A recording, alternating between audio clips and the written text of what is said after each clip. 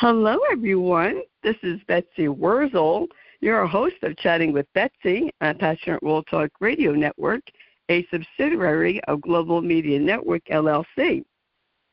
Our mantra is to educate, enlighten, and entertain. The views of the guest may not represent those of the host of the station. Folks, with me today is an amazing, talented writer and author. With me today is Helen Sheehy, who grew up on tenant farms in Oklahoma and Kansas. She's worked as a dramaturg, written a theater textbook, and authored biographies of 3 theater pioneers. Margot, The Life and Theater of Margot Jones. Hope I pronounced this right. Eva Lee Gallienne, a biography. Gallienne, thank you. Mm-hmm. I know I screwed that up. And can help me with this one, Helen, and Eleonora Duse? Duse,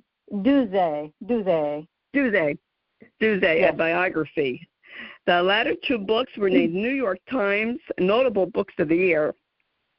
Helen has taught theater and acting at Southern Connecticut State University for more than 2 decades. After spending years running nonfiction, she has turned to her earliest love, telling stories. She lives in Hamden, Connecticut.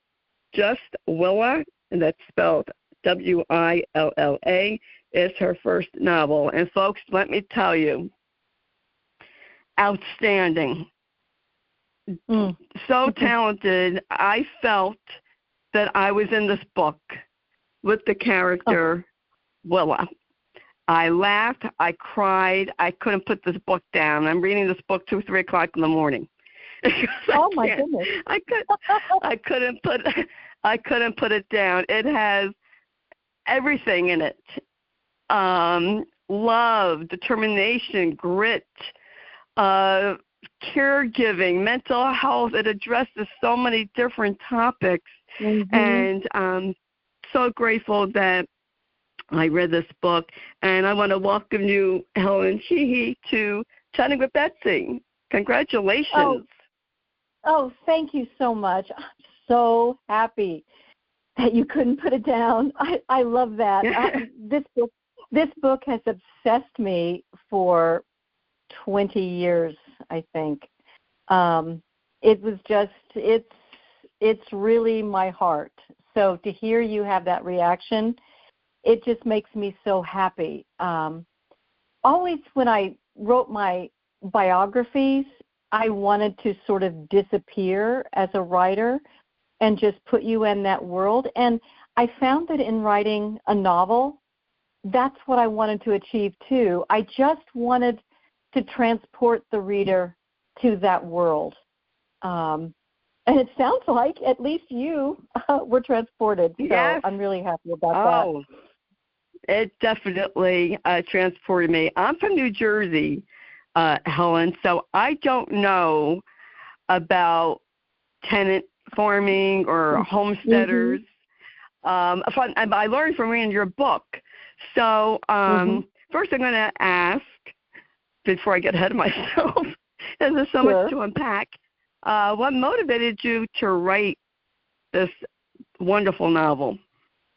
Well, Just Willa is my fictionalized family story, and it's based on the life of my mother, Wilma.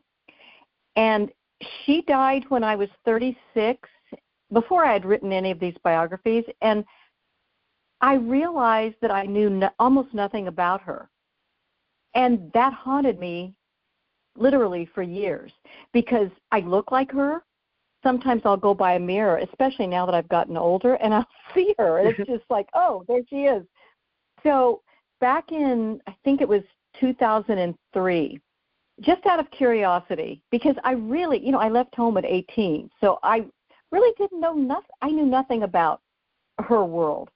So I started researching the world of northwestern Oklahoma that my mother and father lived in and were formed by, the Great Depression, the Dust Bowl, farming, ranching. My father was a bootlegger and a boxer, so I researched that. But, Betsy, I didn't think, this was just for me, this was personal, I didn't think anybody would really care about an ordinary farm woman from Oklahoma. I mean, I'd written about famous women. So I think it was around that time in 2003 when I was working on this, I was asked to give a talk at a local club here actually in New Haven, Connecticut, about the 3 biographies I'd written. And they asked me to include at the end what I was working on now.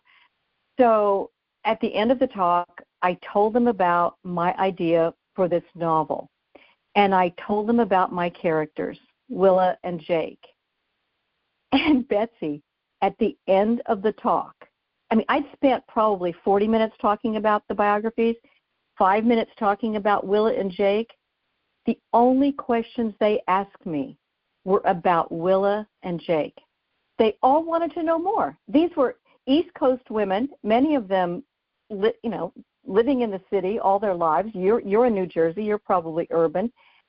And what it made me realize is that all art is regional and local and immediate, but it all comes from life. And yes, we all share in that. Everybody has a family. Everybody has parents. People have children. And so all of those emotions, all of those feelings, they're universal. So that event, I was so happy that woman asked me to do that because it gave me the courage to keep at this book because I really didn't think, who cares? Nobody cares about this ordinary woman from nowhere. But turns out they did. So I kept going. You know what I think, Helen, and this is my personal opinion, and I've been doing this show for 5.5 years. People can relate to human interest stories. They can relate. And that is universal. All over the world, people have, we lose loved ones. People get sick. Yes. There's agriculture, farmers all over the world. They know what it's like to lose a crop. The storms and the challenges with the weather and heartbreak, it's universal. So it's very relatable. And I have to say this, I love the cover of your book.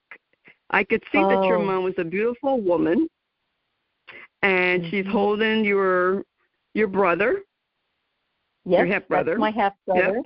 That was in 1935. Right. That's one of the rare, I think that's the only photograph I have of her as a teenager. She was 18 there. She was, and my half-brother was 2.5, and that's on the original homestead.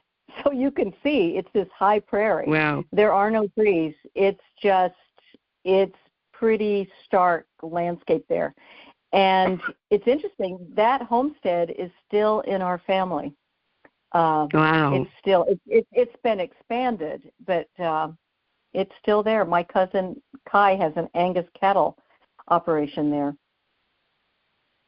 I looked at that picture. Being from New Jersey, where you don't see empty space of land, I'm thinking, wow, that is really flat and, empty. There's no trees. There's no buildings. Right. There is anything.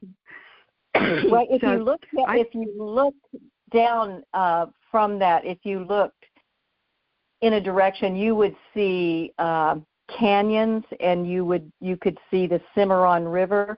So there is more. There's sort of it's prairie country. But it's a pretty tough landscape, and that's why they had such a hard time during the Dust Bowl there. So this is 1935. So they're still in the middle of the Depression there. Yes, and people were those were tough times. Really tough times. Yes. Yeah, very, very poor. I have to ask you the title, Just Willa. Oh. How did you come up with that? Well, at first I was just calling it Willa. But that, I don't know, that never felt right. I like titles to have kind of different layers of significance. And a friend of mine, she's my early reader, a biographer friend, she suggested adding just. And I thought that was perfect because the idea was it's just Willa, just this ordinary human being, this ordinary woman, but it's also just Willa, meaning special, and she's in the center. So I like having those two different levels of meaning there. Just I like Willa. that. But you know what, Helen? I don't think Willa was just any ordinary woman. Many things I took from the book. Your mom, this character based on your mom, was such a woman of fierce determination and grit and resilience. And that was a tough time. Really, poor. I know a little bit about the Dust Bowl. Very poor. I mean, my dad was born in 1924. He lived during the Depression here in New Jersey. And what he told me was they used to go from apartment to apartment. And at the end of the month, when the rent was due, they would leave so they wouldn't have to pay any rent and go somewhere else. And then eventually he moved in with his uncle. Excuse me. Well, so, you know what? Times were amazing. tough. What a lot of these people, that it's based on, they were the Okies who stayed, because a lot of people did that. They just left. I mean, it was brutal. I mean, sometimes in some of the worst storms, you couldn't see your hand in front of your face. I mean, it was the sky was literally black with dirt. So a lot of people, they just fled. They packed everything up and they went to California. They moved west. They just headed out. But this family, and it's partly because of my grandfather, he was a kind of entrepreneuring spirit, and he figured out how to terrace his land, and he hung on, because here's the thing, Betsy, he had, and this is what a lot of people didn't have, because of the homestead, he had 160 acres that he owned that were his, that he could plant the crops, that he could run cattle on, that he could have gardens, but it belonged to him. And I can't tell you how important that is to people. And he didn't want to leave his land behind. So he stuck it out, and they managed, and they did better than a lot of people who were in town, who had a lot harder, who, didn't have chickens or pigs or managed to, get some kind of a garden going. So yeah, these were the people who stayed and stuck it out, and many of those people are still there, hanging on. I mean, a lot of us, like me, I moved east, got out because of I needed to get an education and find a different way of life. Yes, and before we get into that, because I know your Willa was very big on her children being educated. Can you tell the audience what difference is between a homesteader and a tenant farmer? Because I didn't know what a tenant farmer was. I never heard of that until I read your book. Well, think about what anybody who rents an apartment. Basically, what you're doing is you're renting land. You don't have enough money to buy your own land, but you're a farmer, and you haven't been trained to do anything else. That's the only sort of work available to you.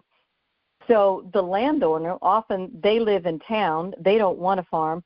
So what you can do is you can rent land, and they would often do it on shares, like 2/3 to 1/3 share.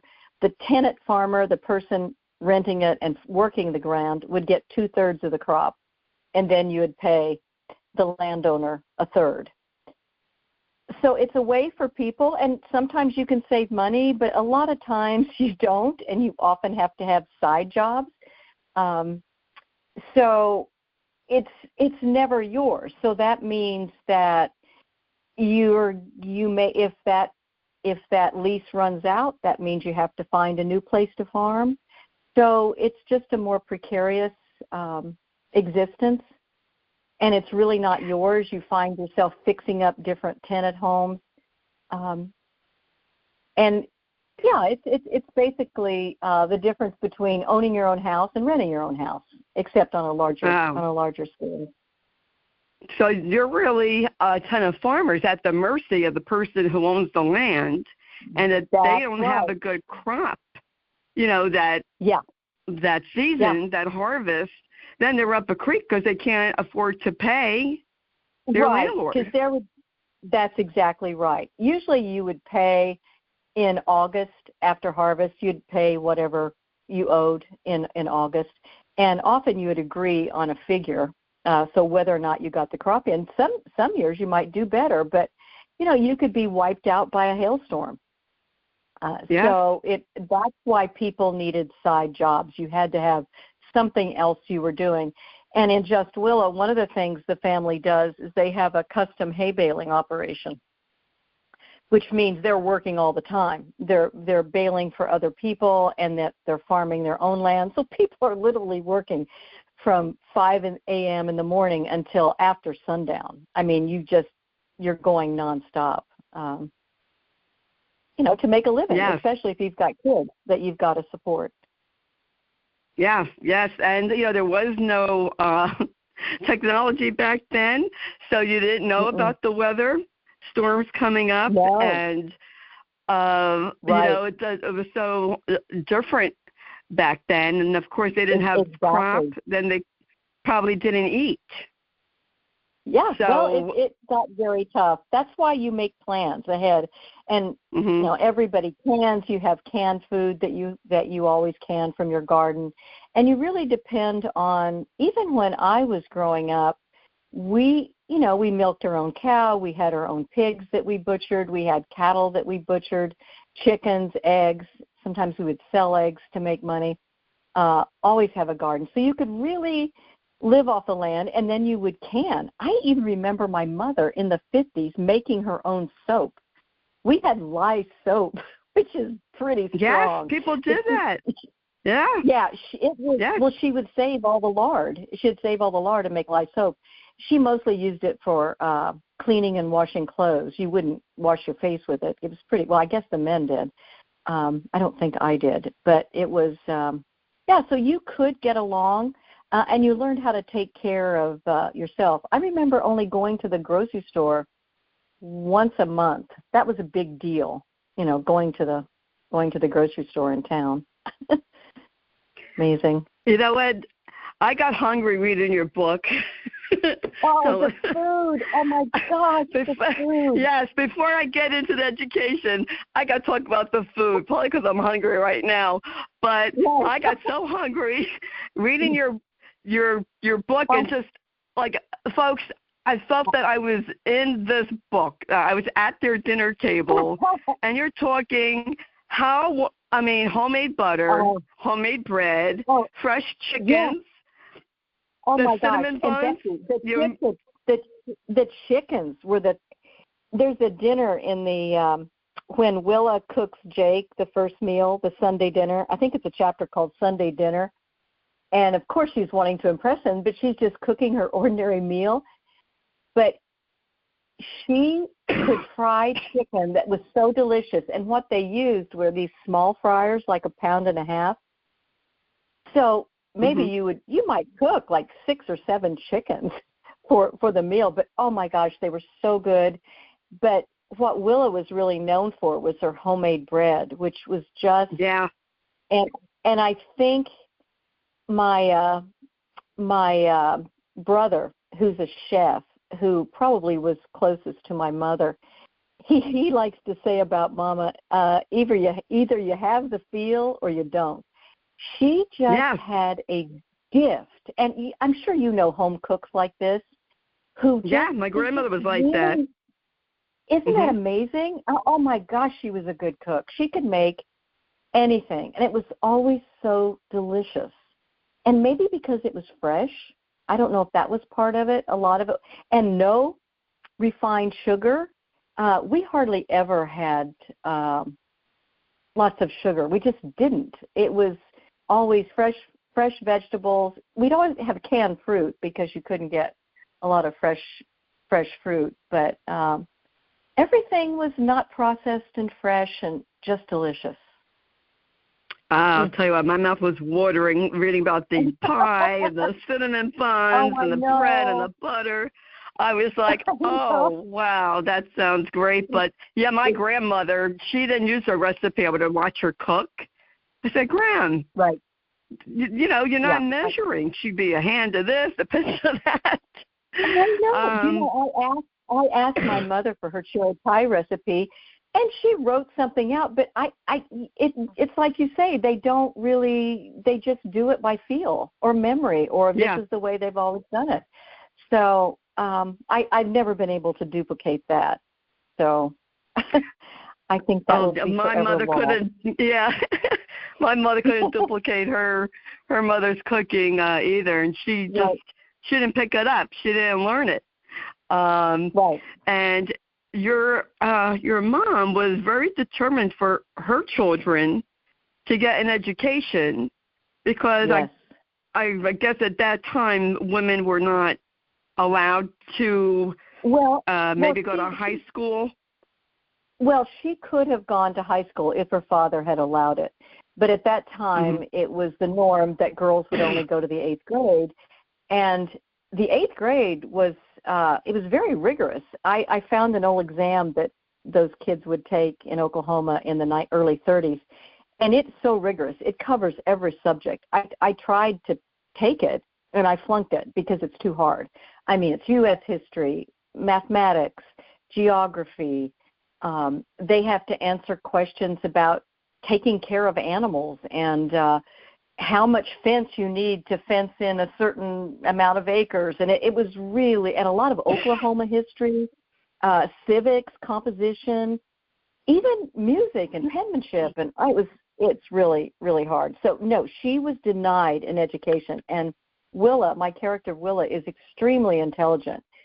And that was a huge, huge loss for her because she had dreamed of going on and, you know, getting a degree and becoming a teacher herself, maybe getting an advanced degree. So she was determined that her kids get an education, particularly her daughters get an education. And I always felt that I really needed to go to college and do something other than what she had, you know, I think she wanted me to have an easier life that she had. I know she did. I know she wanted me. I remember, Betsy, once I got so angry because all of us worked, and I really wanted to drive the tractor. And I think I was 10 or 11, and I was certainly old. My brothers were driving the tractor when they were 7 or 8, so I could have done it, and I really, really wanted to do it.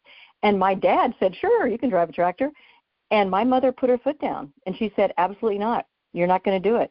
So while everybody else was out working, guess what I was doing? I was in the house. I was reading because she always made sure I had books to read, and that's what I was doing. And now I'm so grateful to her. But at the time, I was furious. I sulked for weeks, I think, because I wasn't allowed to do that. Anyway. You thought you were missing out, you know, on something, Absolutely. but your mother saw, you know, the bigger picture. Yeah. You know, and back, you know, in that time, education for women was not really a high priority because they figured, well, they'll just get married and get pregnant and have kids. Exactly. And that, you know, that was the thinking back then. And Willa, she got pregnant when she was young and had like I would call it a shotgun wedding. Which, it was a shotgun. It was definitely a shotgun wedding. Definitely. Yeah. That story cracked me up. I'm not giving everything away, Helen. Don't worry. I'm not talking about the book, that's but fine. No, I had a laugh. I mean, really, I laughed and I cried in this book because there's just a range of emotions. And this Jersey girl here heard about Will, and I like his music, actually.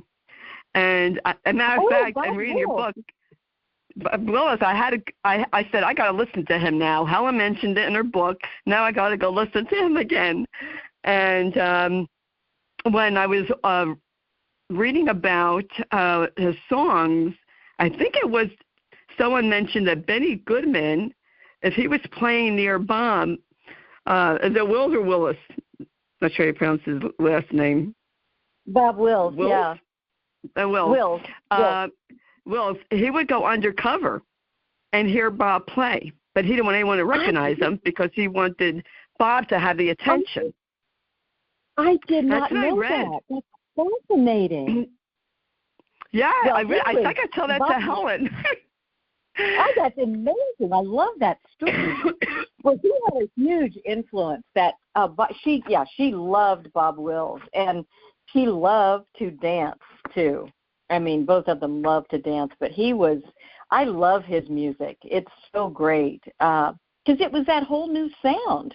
I mean, he was a huge influence, that kind of, I don't know, guitars, fiddles, all that stuff, saxophones, clarinets. It was big. It was kind of a bigger sound that they were used to. It was like string bands and a horn band. So I guess you would call it Western swing, but it really had a big mixture of music. Yes. It's just wonderful. Yeah. I know when I was writing the book, that's what really helped me, was to listen to that. Listen to that music. Try to listen to what Willa and Jake would have listened to, what they liked, and all those songs. Yeah. Yeah. That was, and then reading about Willa and Jake going to dances. This is how universal this book is, folks. I thought of my own parents who met at a dance. My mom she was born in 1930, and she used to go to dances all the time. Mm-hmm. And I thought of my mom and reading the book. And my own parents' love story. Isn't that interesting, Betsy? Because Will and Jake go to dances. This is in the 30s and 40s. And then in my own life, my own parents, when I'm growing up, I think they went to dances every Saturday night. That was everybody looked forward to that. That was the big outing, was Saturday night to go to a dance. I mean, these are country people. There was usually they'd go to a nearby town like Enid, or maybe, usually it was probably Enid or Alva, and they would all dance. And that's when they would see their friends, because everybody was so busy during the week and working long hours. But on Saturday night was, you were off. You might work Saturday, but then Sunday you didn't work. If you unless it was harvest or something, then you would have to. But they really looked forward to that. And they didn't sit home and watch TV because nobody had a television. Yeah. That's right. Yeah. So that's why human, stories like this, it's universal. It made me think of my parents. Actually, it made me think I knew a little bit about my mom's childhood, but she didn't discuss much, about. Why didn't they never talked. I figured out my parents never talked about anything. Well, I think part of it was because nobody really had any time. Where is the leisure? I mean, I'm thinking when you have time to talk is when you have some kind of leisure, and there wasn't any leisure. I mean, I never took a vacation until I think I was in college. I went away for a spring breaky thing, but that was the first one I'd ever had in my life. So there's just no leisure if you're working all the time. So that's true. And no time to sit around and just talk. When are you doing that? It's now I think we have more time. We're lucky enough. I mean, I'm lucky enough because I got an education and I'm not working myself, working all the time. Yeah, there's more. We have more time. We have more conveniences, and also, being brought up during the Depression, especially during World War II, because your book takes us from, decades, and they didn't talk. They did not talk during World War II what was going on, because saying, loose lips sink ships. That's right. That's right. I know. They did not talk. I mean, I think in New Jersey back in World War II, I think they had some German submarines that they saw. Oh, my gosh. Yeah, you guys were closer to it. Right. Caught some Germans. So, and in California they had some stuff going on, but you just, didn't know. I mean, like my dad told me, and he showed me letters. He was in the war. He was in the Navy. They would black out information. What he wrote, they didn't think it was appropriate. Of course. Sure. So they were concerned. Right. Oh. I have to ask. Definitely. Sure. Helen, I know you did a lot of research for this book, but you fascinate me. How did you come up? What is your creative process, like your writing? You have the characters. How did you come up with this? Okay. Such intense dialogue. Well, I will tell you. I was actually, my training was not in writing. My training was in theater. So like most theater people, I wanted to be an actor. And then I, studied drama, and I taught theater. I taught acting. And I became really interested in improvisational theater. And one of the things that you do with improvisation is that you start out with a character and you try to imagine them, and then you place them in a situation, and then you just sort of, what do they want and what are they willing to do to get it? So with this book, I had my core characters. I had Willa and Jake. Well, I couldn't cover all these decades and tell you everything about everything. Right. There's too many stories. I mean, I have so much I left out of this book. There's so many stories. But I think every novel, you have to have so many stories that you're able to pick and choose, the ones that are telling, the ones that grab you, the ones that move the story forward, the ones that reveal the characters. And, of course, Willa is always the center, and, those core relationships are really important. So, for example, I wanted to write about Willa's first experience with a man when she meets Big. Oh, go ahead. Okay. Are we okay? Hopefully this will be okay. Okay. So the idea was that I would place Willa in a situation. So she's just been denied the opportunity to go on to high school. She's rebellious. She's furious at her family. So she acts out, and she's in town, and she meets this older young man, and he's a boxer, and that's how he makes his living. And she basically is seduced by him.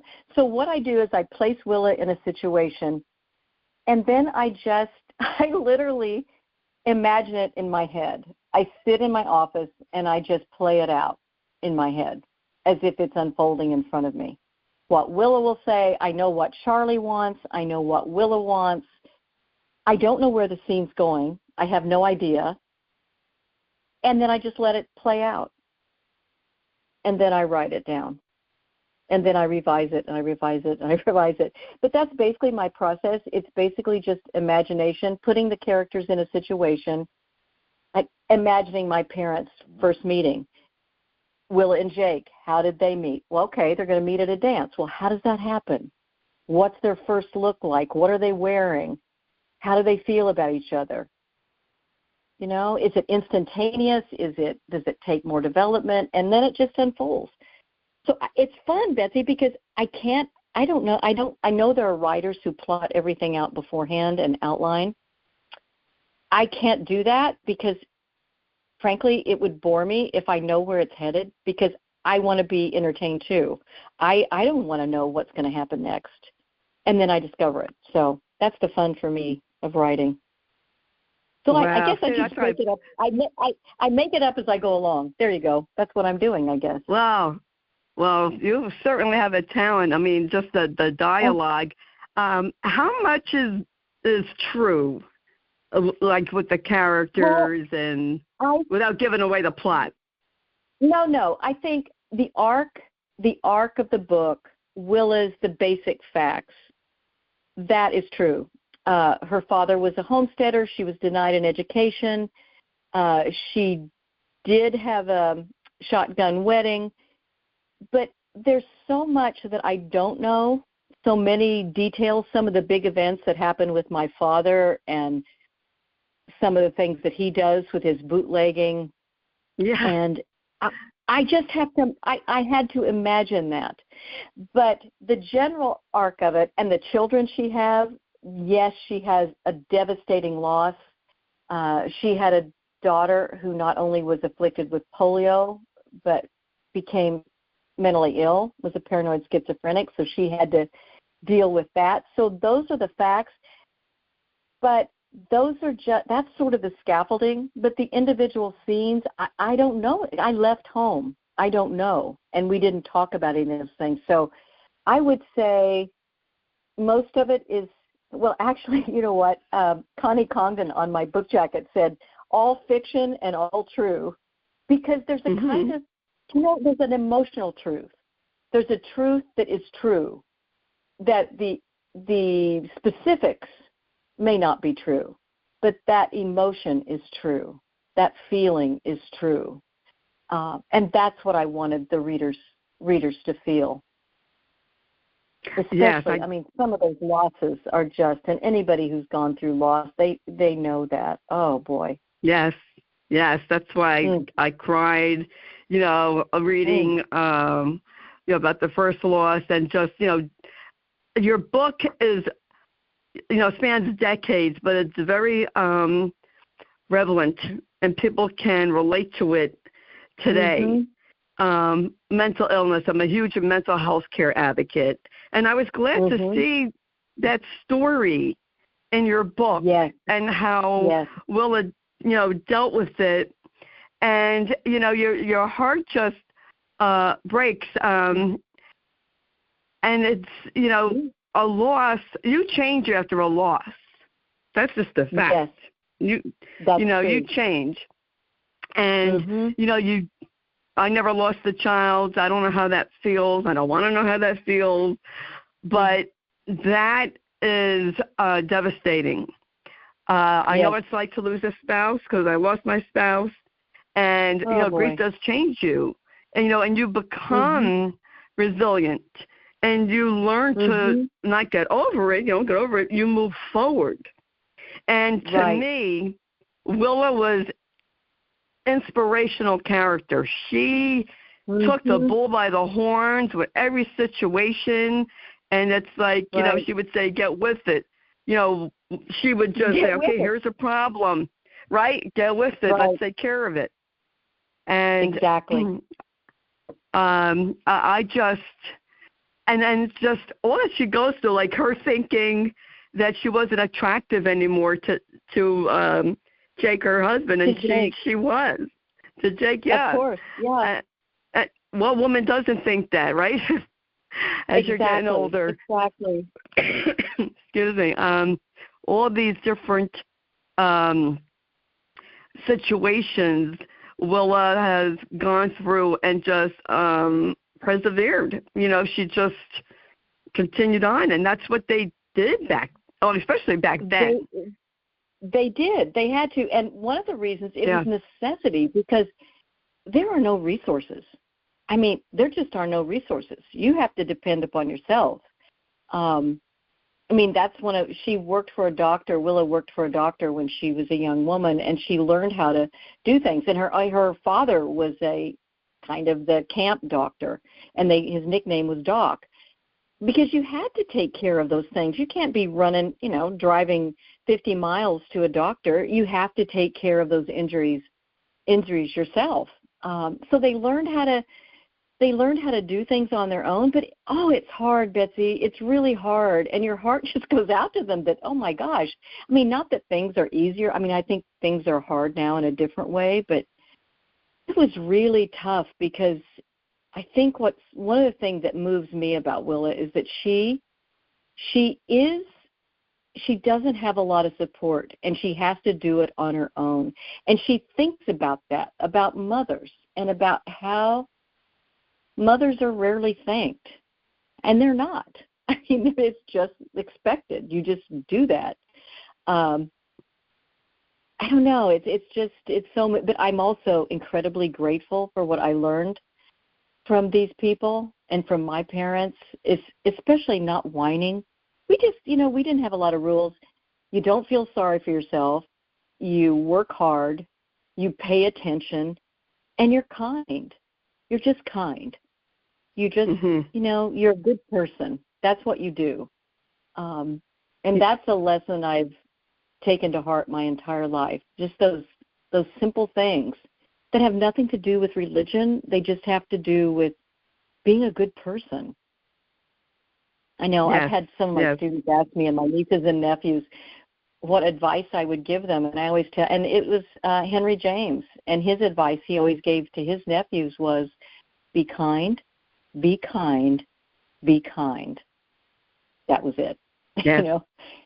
I wish we could all just go with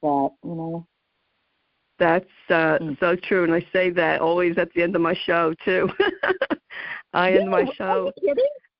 I didn't know that. No, I'm not kidding. Oh, my gosh. Yes, I was still, wow.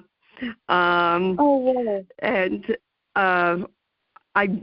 Willa grew up on a farm, so she saw, cows, animals dying, right, and the life cycle of the livestock. And, back if animal was injured, they would shoot it to put it out of its misery. Absolutely. Yep. And I just, so they learned that cycle of life. Not that it makes it any easier, but she witnessed, birthing of animals and the death of animals. And, of course, it's not the same as a human being. I'm not saying that. It's not. But, that's the cycle of life. We live, we die. Yep. Right. And I'm glad you also brought that out in your book. Well, one of the things, and maybe this is partly my obsession, and it's what I tried to do with the biographies, because you're writing, I always wrote about dead people. And one of the things you want to do with a biography is to try to bring them to life in some way. One critic says biography is a spring task of bringing to life again. And for me personally, just working on Just Willa, writing Just Willa, I cannot bring my mother back to life. And Willa is a fictional character. It's not my mother. I know that. But I also know that it's what I can do. I can try to get as close as I can. If I can bring Willa back to life, if I can make her live for you, for example, then I've achieved something, because I'm raising the dead. You're bringing something you're bringing something to life. And that for me is everything. And it helps me live with losses I've had, to know that I can do that as a writer and make something live just for a moment. It makes life bearable, because that's the task, isn't it, Betsy? Yeah, finding a way to live with loss, finding a way to, and there are all kinds of ways people do it, and so everybody's got to find that for themselves. What is that? How do you manage? That's so true. And Anyway. That is so true. Well, I think, Helen, in my opinion, I think your mom would be very proud of you, of the woman you became, of the books that you wrote, of this book, Just Willa, honoring your parents' legacy. To me, that's what I one of the many things I received from your book is you're honoring your mom's legacy. And, absolutely, you did bring her back to life in this book. And there's so many times when people die, people are afraid to mention the person's name because they're afraid that somebody might get upset. Well, we know they're dead. We know they're not coming back. Tell us a memory. Tell us what good times you had. And this book does that. You're talking about the good times, the bad times, even though, you know, it's a fictional character or based on your mom, you are honoring your parents' memories. Right. And I just think, wow, you know what? I would love to see this made into a movie. I really would. I would love or that. docuseries. Wouldn't that be great? I would love that too. I mean, I've had actually a Hollywood agent did read it, and he loved it. But the problem is, Betsy, it's dire times in Hollywood right now.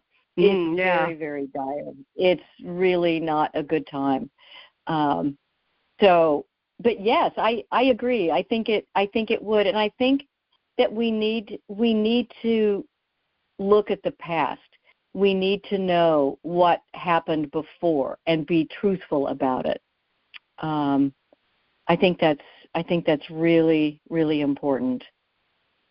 It was such a joy to write. I miss writing it. I miss working on it. I mean, these people are still living in my head.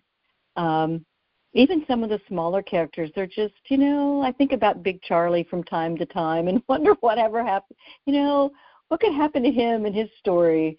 You know, the boxer who leaves Willa and goes to California. What was his life like out there in that world? I don't know. They just seem. Would you consider like writing another book about the other characters in the book? I don't know. I'm working on something else right now that I've had in my drawer for a while, trying to get it right. But it's funny. I only write if I really have to figure something out. And one of the things I wanted to do with Just Willa was figure out who my mother was, because I really didn't know. And I think I did that. One of the things I'd love to ask her is, I know she would be extremely proud of me, but I would also love to ask her, like, hey, Mama, what did I miss? You know, what did I miss out? Did I miss something? And I would love to know that. But so I don't know. I'm just going to have to get obsessed about something. It's the same thing when I write a short story or an essay. Writing for me is I have to discover something. I have to figure something out, and then the answer is revealed to me. It's weird. So it's not like I have a plot idea and I try to write it down. So it's a strange process. I don't know what So I'm working on something and has obsessed me for a while, and I'm trying to get it right. But it takes a long time to get fiction right, I think. It really does. You know, I've really, since doing this show, Helen, I've really come to appreciate authors, because people spend years on books, years writing one book, the research. Of course. You know, the intense research that goes in. So now when I pick up a book, I really appreciate what the author did. And, you know, I just want to tell the audience, if you read a book and you appreciate that story, go on the author's website and tell them you enjoyed this book. They want to hear that. Absolutely. I love that. I have gotten some of that with Just Willa, people calling me or, you know, writing on my website, and I love that. You really want to hear. And what's so interesting, Betsy, is that people respond to different things, because the book is separate from me now. It is itself. It's its own thing, and it has its own relationship with readers. So, I mean, everybody's going to feel about it differently, and so that's what I really enjoy. Some people relate to. I have been surprised, though, by how many men have told me they love this book. That was interesting to me, because I thought, okay, it's Just Willa. Is this a woman's book? But no, I'm finding out that's not true. I was on a business podcast the other day, and we were talking about and I realized as I was preparing for that, there's so much about making money in this book and about just making a living and economics and how do people do that and the different characters and what their techniques are. And I hadn't realized that, how about the importance of money in the book until somebody else had mentioned that. And I realized, oh, my goodness, in about the second chapter, Willa is counting her money, and being put in charge of money. But, of course, that's a reality of these people. If you're poor, you've got to think about money a lot. That's true. That's true. Yeah. Helen, I know there's a lot we didn't cover in this book, and you are welcome to come back if you want to talk about Just Willa again or whatever work you're doing. You're a lovely guest. I love talking to you. How can people buy your book? Where can they buy your book? Where can they find it? Just Willa. You can buy it lots of different places. You can go online to any of the online places. Bookshop.org is one. You can go to your favorite bookstore.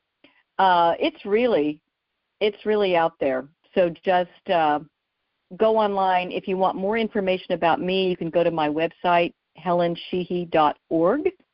I couldn't get a .com because that website was taken by a lawyer in Dublin, Ireland. So I'm a .org, but there's more information. There's also information about more information about the book. But so yes, or eventually go to your library. I'm not sure if it's in libraries yet. It's probably on its way there. But please go buy the book. Find out about Jake and Willa. Yes, folks, I barely scratched the surface. There's so much to unpack with Just Willa. I highly, highly recommend you buying this book. Matter of fact, buy two. Buy one for yourself and one as a gift for someone, because I know they'll enjoy it. This book can be given at any time. I'll tell you, as a former caregiver, actually I still am a caregiver, this book has caregiving in it, folks. You're a caregiver? Yeah. This book has caregiving in it. Oh, it does. It does. It really, Willa was a caregiver, and a phenomenal one. I just so love this book. Helen, congratulations for a job well done. I don't know what you're going to do for an encore, because this was really, I know you have something up your sleeve, but this was really phenomenal. And thank you so much for writing Just Willa and coming on the show. And Betsy, thank you. Thank you so much. I really enjoyed this. All right. Take care. You're welcome. Take care, Willa. Take care, Helen. Folks, so I got Willa on my mind. Folks, all the information about Helen Sheehy can be found in a blog that Jeannie White, station manager, writes. And I want to thank Lillian Caldwell, CEO, Pastoral Talk Radio, that makes this all possible. And I want to thank you, the listeners. So thank you for listening. If you don't already subscribe to Chatting with Betsy, please do so. It's for free on Amazon Music, Spotify, Spreaker. And I want to give a shout-out to Lissa Warren, who arranged this interview. Lissa Warren is president of Lissa Warren PR, phenomenal publicist. And I want to thank Helen Sheehy again. What a book, folks. What a story. What a novel. I'm telling you, you will not be disappointed. And if you want to follow me, I'm on Facebook, Betsy Wurzel, Wurzel. And as I always say at the end of my show, in a world where you could be anything, please be kind and shine your light bright, because we need it now more than ever before. This is Betsy Wurzel, your host of Chatting with Betsy on Passionate World Talk Radio Network, a subsidiary of Global Media Network, LLC. Bye-bye now.